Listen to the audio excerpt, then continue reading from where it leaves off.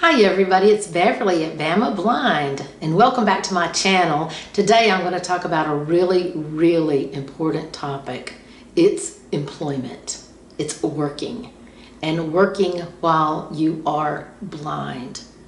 I'm going to focus on working as a legally blind person because I've always been legally blind. And this particular video, I'm just going to highlight the jobs that I have held and the types of jobs I've held and how I got those jobs and kept those jobs or performed those job tasks while being legally blind. And I want to preface the discussion or the talk by saying that my legal blindness has mostly impacted my ability to read print.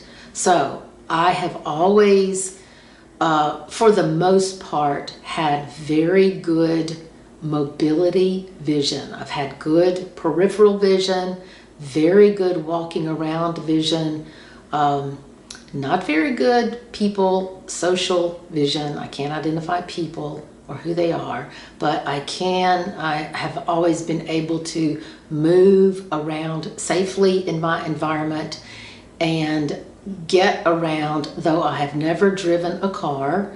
Well, I shouldn't say that. I have driven a car, I've driven a truck, I've driven a stick shift, but not legally, just out on my own property in my own, on my own farm. So I know how to drive, I just can't see to drive.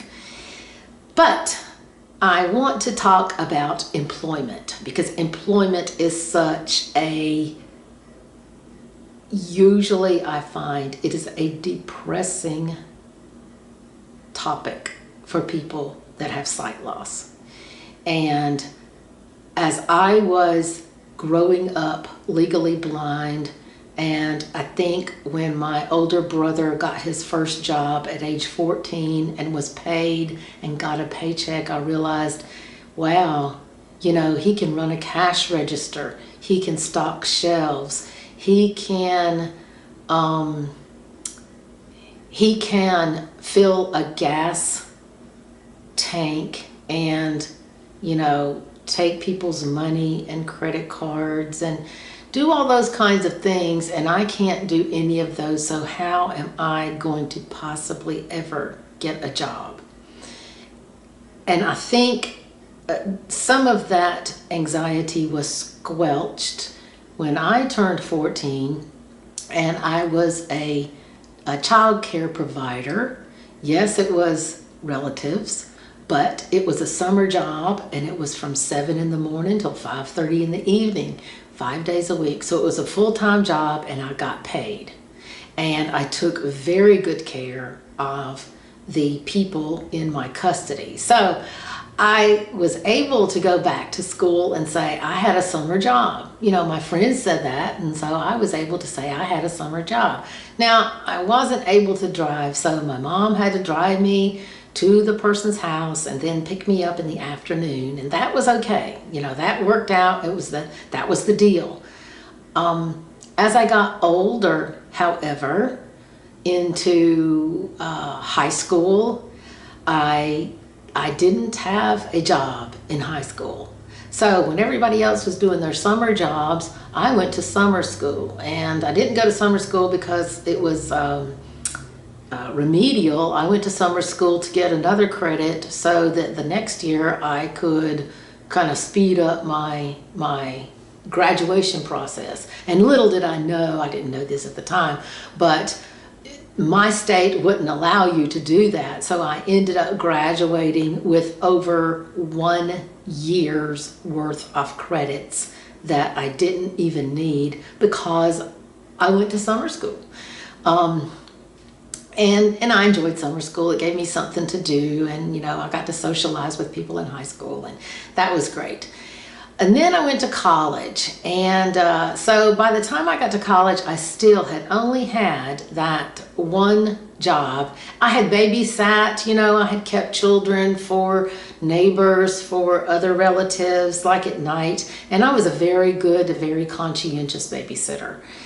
So I felt okay about that, but I really didn't want to go into childcare in college. When I started looking at what fields of work to study in college, I had absolutely no clue, because I didn't know what I would be able to do with absolutely no reading vision. Very good mobility vision, very good moving around vision, but no reading vision, no fine visual detail.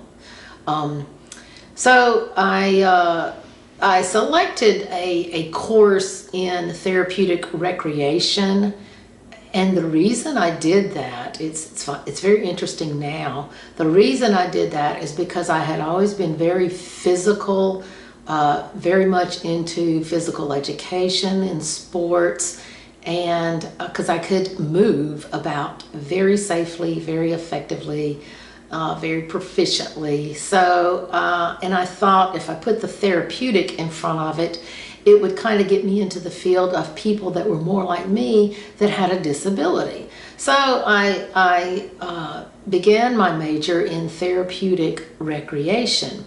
I also was told by an advisor, hey, there's not so much reading in this curriculum scope as there would be if you were in something like engineering, mathematics, even business administration. So I was steered away both by my own doing and by my advisors that, if you can't read, and reading is a difficult issue, and we're talking about everything being accommodated, and this was pre-computer years, this was in the 70s, this would be a good field of study for you to look at. So what I didn't know, that eventually became such a wonderful, wonderful thing, and it was something that kind of followed me the rest of my employment, is that in many of my courses, we were required to do practicums, which meant we had to go onto a work site and actually be non-paid employees at real work sites. So my first year in college, I had a practicum at a Veterans Administration hospital. Being legally blind, I had a practicum at a mental hospital for mental health. And these were things that my courses required me to do, but what I found is, with the Veterans Administration Hospital, I did have to arrange transportation. That was a really big negative because it was completely across town from a university. And so I would have to arrange with another student to go at the same time they went. But once I went, I realized that I could be told what to do, and I could pretty much carry out the tasks of doing that. I was in therapeutic recreation, and I remember very distinctly working with Vietnam veterans at that time. And most of them had PTSD. Some had some physical limitations. I didn't work with any that had visual limitations because the vision part of the VA was in another city. So I wasn't fortunate enough to work with any veterans that had sight loss, but I worked with veterans that had PTSD and some amputees. And what I found is that I could do a lot of things without having to read. So I would finagle other student volunteers to read charts if I had access to those charts. As a student volunteer, I rarely had access, but with each one of those experiences, I had to work at least 5 months. So I was at the VA for 5 months in the same area, working with the same supervisors, and I thoroughly enjoyed it. I thoroughly enjoyed working with the veterans. And I think they enjoyed me being there. I could relate to them because at some point we were both at a disadvantage. I couldn't see, and they did have some either physical or emotional impairment. So it was the same at the mental health hospital. I worked at the mental health hospital, and I would be assigned by an actual employee to do certain things, whether that be mingling with the patients, which I did, talking to the patients, serving the patients their refreshments, helping them get organized for their medication, dispensing. There were many things that, cleaning up afterwards, straightening up the recreation rooms and areas. I had plenty of visual field sight to be able to do that. Now, I wouldn't be able to identify the patients. So I could walk in each and every time and there would be a room full of people, and they might be the very same patients that I saw 2 days ago. But until they spoke to me or until I sat down with them and started visiting, I wouldn't know that they were the same patients.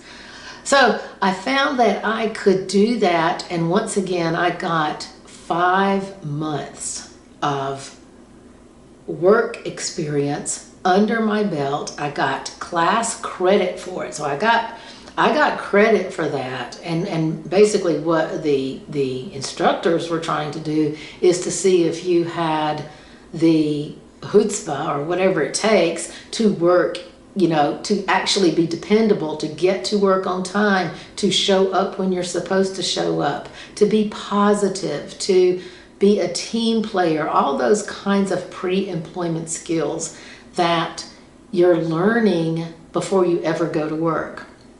I didn't know that at the time. I just showed up because I wanted a good grade out of the class. And eventually I realized I enjoyed being with the people. I enjoyed getting class credit for not having to read and study.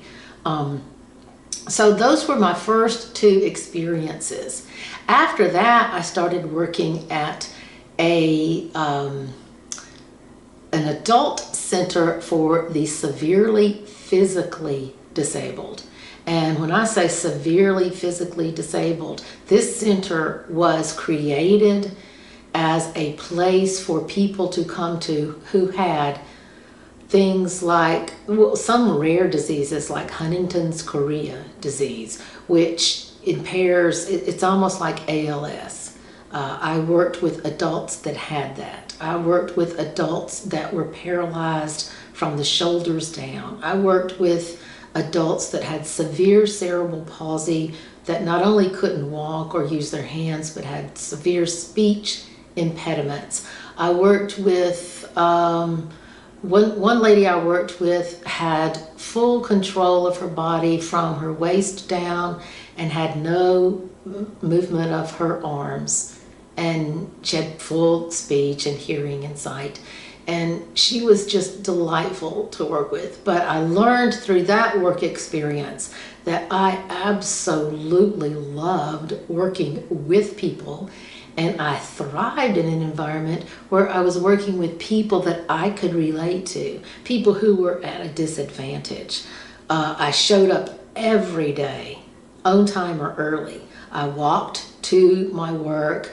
I lived in a place where I was able to walk, and so I was in full control of me showing up or not showing up, and that was very important.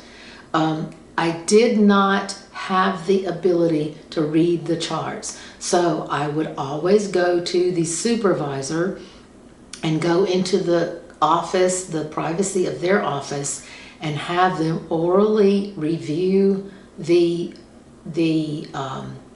chart of the person if I needed to know if it were a new person that I was working with. Most of the time in this setting, I was told, okay, here's the task that we are working on. This person has these goals and this person has these objectives, and these are the tasks working toward these objectives, and that's your assignment today. So my assignment might be to work with them on fine motor skills or some speech skills that the speech therapist had very specifically worked out. And I was more or less an aide, but I absolutely loved it. I wasn't paid for this. I did get course credit, which was a very good motivator for me. But what motivated me the most is the benefit that I got from it, because I was helping people and I was learning so much, not only about medical disabilities, about anatomy and physiology, but about psychology and about myself and how I interacted with people and how I could help people even though I was legally blind. And I shared with the people that I worked with that I was legally blind. You know, they absolutely, that was a plus for me to be able to self-disclose, to be able to share that with the people, because then they could say, oh, she can relate to me because she's got a disadvantage as well. So I found that it really played to my advantage when I worked one-on-one or two-on-one with the students that I worked with that were adults. Now that experience led to one of the most rewarding experiences I've ever had, and I would never forget. And that's working at a program. It was a pilot program. It was like a Montessori school for children who were severely disabled.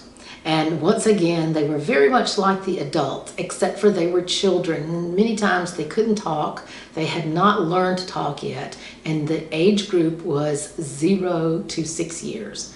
And I learned so much in that facility. Once again, I was more or less an aide. I could see to walk around. I could see the small little classroom. And when I say classroom, our classrooms had they had spinning boards, they had tilting boards, they had like play areas where the children would learn fine motor dexterity. We would have feeding areas where we would learn pre-speech abilities with children that were severely disabled. So I worked with kids that had spina bifida. I worked with kids that were paralyzed. I worked with kids that had cerebral palsy, kids that had very, very rare conditions, children that had even terminal illnesses. And one child I remember who had severe scoliosis, and there was nothing really that medical intervention could do with this little 3-year-old girl that had such severe scoliosis. But we took her in and we did cognitive and physical, and I just thrived there as a legally blind person. Now, I couldn't see the charts. Once again, I would have to go to the teacher who had a master's or a doctorate degree in early childhood education for the physically disabled. And we would go over lesson plans, and I would be assigned something to do, and I would not have to chart behaviors. I could go report the behaviors, and then my supervisor would chart those. And that worked out wonderfully. And by this time, I was maybe a senior in college. And I realized that, you know, I had had these wonderful non-paid experiences, but of all these experiences, I had not been paid. Although I could very easily go back to the supervisors and get a recommendation. The next job that I secured was actually a job, a paying job. And I have to say that I had to know somebody to get this job. And it was one of my professors. He was the head of a department that I was in. And I just went to him and I said, look, I'm looking for a part-time job because I need supplemental income as I finish out my degree and start really looking for employment. So he assisted me. He picked up the phone, he called a couple of people around campus, and I started working in a volunteer office. It was called NOVA. It was the new Office of Volunteer Action. And I was a coordinator. And so my job was to sit at a desk, man a desk, and when people walked in and said, look, I need to go do volunteer work, whether that volunteer work is because I need to do it for a fraternity or a sorority, or I need to do it for a community service, or I need to do it for a class, or I just want to do it for my church Sunday school class. My job was to help figure out what they liked to do, what they didn't like to do, and then place them in a job that I knew was available. So my job entailed understanding all of the volunteer opportunities around the city, mostly around my campus, but actually around the city, know those supervisors, be able to call them and say, hey, I'm Beverly from the NOVA office, and I've got a prospective volunteer for you. Help set up those things, give them their credentials, their paperwork, that kind of thing, and direct them, and then follow up. I had to do a lot of verbal follow-up with the supervisors, with the people that ran the programs, to see how they liked the volunteer that I sent them. And you know, it was a great thing for me to do because there was a new face coming in every day. I didn't have to, it really was cool because I didn't have to know the same people in a job office every day, because I was the only one in the office at the hours that I was assigned, and I had that responsibility. I had the numbers of the places that I had to call. I could talk to them verbally, so they knew me as Beverly. They didn't know me as the blind person or the legally blind student that is working in the NOVA office. They just knew me as Beverly, the coordinator of the volunteer program. So that just worked out wonderfully. It paid. I had a supervisor, being another thing on my resume. So now I had several jobs on my resume, and I included all the jobs that I had as a non-paying because I did those for extended periods of time. I was well known by my supervisor. I had excellent pre-vocational skills, as I know what those are today. I showed up on time. I was dependable. I was eager to accept assignments. I was very open when I was unable to do something. Instead of pretending that I could do it, I would say, I'm not able to do this way that you assigned it. I need to go find another way to figure it out, and then I'll do it. Or if there's another thing you want me to do, I'll do that. So those are all pre-vocational skills that I was learning that I really didn't understand at that early age were so important. The next job that I got actually came as from a springboard of this job that I had as the volunteer coordinator at the student office. A job came open at the mental health hospital that I had volunteered a couple of years earlier.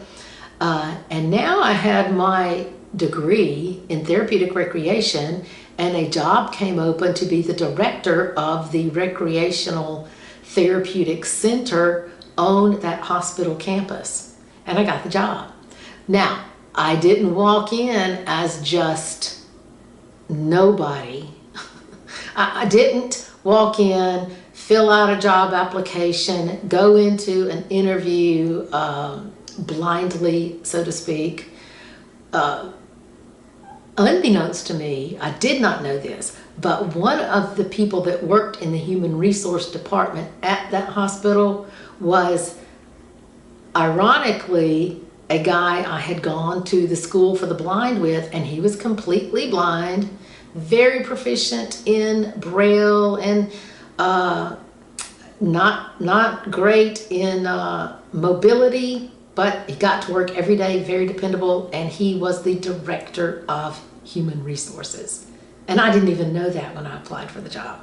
I applied for the job. I went straight back to my 3 supervisors that had supervised me at my other jobs. I used them as references. I walked in with the idea that I've got a degree in therapeutic recreation and I can do this job. And I was hired. And I was blown away because it was really my first professional job, and I was 21 years old. And the drawback to that particular job was that it was not a full-time job. It did give me insurance benefits. It did give me, actually it gave me teachers' retirement benefits, which is our state retirement program here. It gave me a lot of benefits, but it was 30 hours a week. It wasn't 40 hours a week. So I took an extra job one of those summers and actually worked at a school as a teacher's aide, working with, once again, disabled children. Now, I wasn't a teacher. I wasn't a certified teacher. The reason that I took that job is because one of my professors, who was the head of a department, contacted me, and she said, we're really needing a summer program teacher's aide. I know you could be the teacher, but you're not certified, but you can be the teacher's aide. You'll get all of your adaptive materials as far as you need them, but there's not a lot of reading involved. There's not charting involved. The teachers will all do that. We just need the person with the expertise that you have. So I worked at that. Ding ding, another paycheck, another job. I knew it was time limited because it would end at the end of August of that summer, and I thoroughly loved that. The thing that I didn't love so much about that job is that I knew as much or more than the actual teachers knew. I had just the same education, but because I had not gone through a teaching program, I went through therapeutic recreation, I didn't have the teaching credentials to be a special education teacher or a teacher for the physically or sensory impaired. So I was going to be doomed to being the teacher's aide, and I could carry out that because, once again, I still had all of my peripheral vision. I didn't have central vision, and I couldn't see people from a distance, and I couldn't see to read. I couldn't identify people's faces until they spoke to me. So this was old hat to me. I was so used to this type of vision.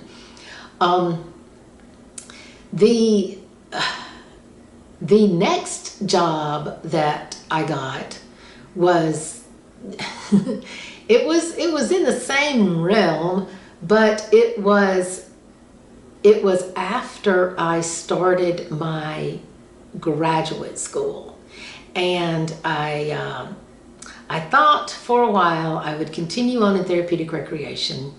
I still kept that job. It was a 30-hour-a-week job. It was great for having that job while I was, starting graduate school, but I started graduate school in counseling. And so I then was placed into a position where I had to work at a halfway house because part of my graduate school internship was to work in an actual setting, do all the reports, do all the charting, and by that time I had been given, because I was in graduate school, I'd been given an office space, a secretary who could actually type out my reports, and I dictated all my narratives and charts and reports, And I had a supervisor who would take me to, in his vehicle, would take me to my place that I worked, and I would stay there and work at this halfway house and then come back and do all of my reporting. And once again, I found that my vision was not a handicap, not a handicap for that particular job. It was actually a benefit, because these were people that were struggling with substance abuse, and they had gone through a treatment program, and they were now just on the verge of getting right back out into society, and they needed emotional and psychological support and understanding. So I ran some group therapies, I did some individual counseling, all under the auspices of a supervisor, but I actually got paid for that. And it was really, really enjoyable to me. So by the time I got through my graduate program, I had maybe, I think about 7 or 8, maybe 9 jobs. Several were unpaid and several were paid. And I, even when I got my master's degree and started looking for employment as a counselor, I still have my therapeutic recreation job at the mental health hospital. So I kept that job all throughout my graduate program, even though it was part-time, and even though it was, it was difficult to do that at times, but it didn't require any, what I call head work. It was therapeutic recreation. I had to be dependable. I had to plan activities and events and coordinate those kinds of things. I had to work well with staff. I had to be very understanding with the patients. And I knew I could do those things. Those things had nothing to do with my vision loss. So by the time I was 24, I had received my master's in counseling, and I pulled out all the stops, so to speak, that I could pull out. I had met many people along the way that were higher up in the, I guess, in their journey of employment. I called many of those people. I stayed in touch with all of my supervisors, and I had built this ladder, so to speak, never burning any bridges, never quitting a job, always having either the job end or me saying I've got to go to another obligation, which said to the employer, she's not just leaving to go home and veg, she's going to something else that's as challenging or more challenging for her, or more along her degree than this is. So I guess my point is that in all of those things, I didn't have the plan. I always in the back of my mind thought that I would not be able to work as someone who could not read, someone that could not access information, and it just became the opposite. I used every single opportunity possible to volunteer for unpaid work experiences or paid work experiences.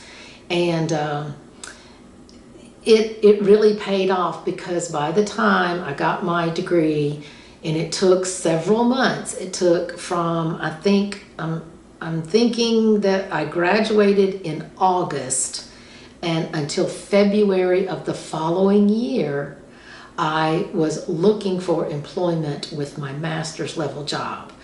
And I called every high-ranking official in the state that I knew, that I had known, that had known somebody that I knew. I just put it all out there. And it did take me knowing somebody to get my first job as a master's level, and I had to move. I had lived in the same city as my university all those years, working and going to school and going to graduate school, and I had to up and move to a new town. And I started my very first professional job at age 24. And, I went in as a confident, visually impaired person, still with 20 over 200 vision in both eyes, but I couldn't read to print. And they said, that's okay, you're gonna get a secretary. I thought, okay, that's great. And I was married at that time. I got married during college. And so my husband took me to work every day, across town to work every day, and picked me up every day. So I was very, very dependable. And I stayed at work late if I needed to. I got to work early if I needed to. And I worked in that job until I was actually recruited for my next job. 5 years later, I was recruited by the state to do another job, which is very similar in the same realm of what I was doing. I was a case manager for the blind and visually impaired at a facility. And so I was recruited to come to work as a rehabilitation counselor for the blind and visually impaired in our state office in the capital of our state. So that meant another move. Oh, by this time I had 2 children. And so we up and moved, and I worked in that capacity. And in that capacity, there were so many accommodations. I had a personal secretary who did all the typing of all of my reports. They provided me a person to read all of my charts, my files. Everything still was paper. We were going computer, but that it was a huge, huge agency, so that was all in glitches at that point.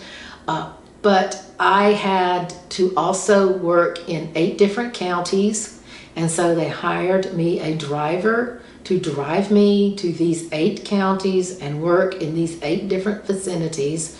And I dictated all of my reports. So the crux of that story is those accommodations were made. And by this time, I wouldn't say that I was cocky. I don't know what other word to use.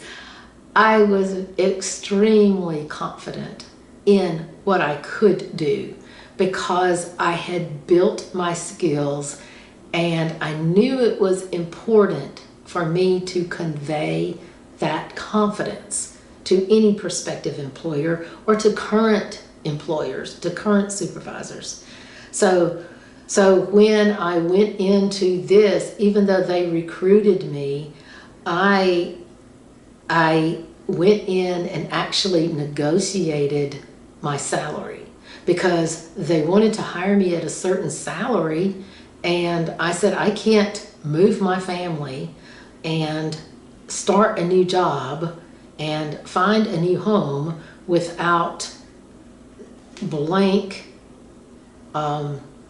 income. And to my shock and awe, they met that and actually exceeded that. And I'm not saying that to be bragging. I'm saying that to say that even being severely visually impaired, you can do those very things if you have built your skill level up to that. Now, as a rehabilitation counselor, I would have many, many newly blinded people or people who have been blinded since early childhood or birth, and they would come in and say, well, I want your job. That's the job I want. And I would always carefully explain that you're just not born into this. I had to work so very, very, very hard to get to that point. So my point to them was, you can't just wake up and say, oh, well, I want to go work in that office and I want to have a secretary and a driver. Excuse me. Because it just didn't work that way. And I think most people understand that, but some people don't. I ended up leaving that job because I had to move out of state. By that time, my husband got transferred and we had to move to another state. And I left my beloved career, which I really, really, really did enjoy.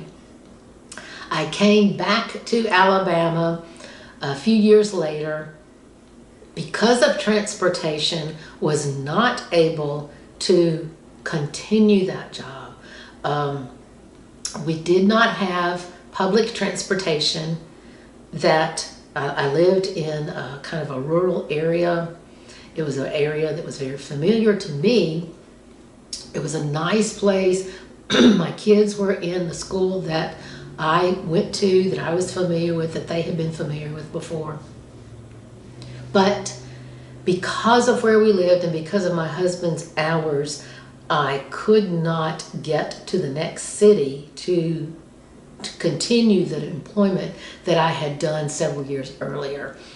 So I started looking at other possibilities. I started doing volunteer work. By this time, my credentials kind of spoke for themselves. I had had a lot of experience, a lot of work experience. So I started working in the school systems with itinerant teachers that worked with the blind and visually impaired. As an adult that was blind and visually impaired, I helped develop IEPs, all as a volunteer. I had psychometrists that came and actually sat with me at my home to go over information, to just kind of have someone who they knew would be confidential, that they could kind of bat these things back and forth, because once you become an itinerant teacher, sometimes it's very difficult to have a group of teachers that you can work with. So I did that. I also worked in a setting that was just super. It was a nonprofit. I started out as a counselor. I ended up as the executive director, and that was just a couple of years ago. And it was a job that I could walk to. It was, I don't know if you've seen my videos, Gretchen and I have walked past the place many times, but I worked there for about 5 years in different capacities, some as volunteer and some as paid. And so my point of all of this is that you can work as a non-paid worker, you can work as a minimum wage worker, you can work as a part-time worker, you can work as a semi-professional worker, you can work as a professional worker, you can work as a supervisor, you can own your own business, you can be an entrepreneur, and you can do all of these things and still be blind. And I hate that this video has been so lengthy, and it's been a long time in coming, because I don't know any other way to explain work without going back through my history and giving you a personal accounting of how I know it has worked. I'll do another video on other people and their professions that I have known that have done many other jobs. These are just the jobs that I have done, so I can tell you for a fact they can be done by someone who is legally blind and someone who has not had the benefit of having normal vision ever in my life. If you like this type video, or if you want to know more information, give me some comments below. I would like to know how many of you have worked as a blind person? And when I say blind, I'm using it loosely. I'm not putting any definitions, not legal blindness, not completely blind, not visually impaired, just whatever you define as being blind. How many of you have worked as a visually impaired person and have had success? And I would love to maybe just extrapolate a series on this, because we need to talk more about work in our community, in our VIP community, because work is absolutely possible. That is why vocational rehabilitation was set up in each state. And I certainly will do a video on that, the pros and cons of that, how that whole agency works, because that was part of what I worked in. But I do want you to know that if you would like to work outside of your home, outside of the four walls of your existence now, it is completely possible, much more feasible now than ever before, because of the technology that's available and the resources that are available. So I hope you've enjoyed this, and I apologize once again that it's so long, but I thought that I should get all the information in that I could. And until next time, I'll see you later, everybody. Bye-bye.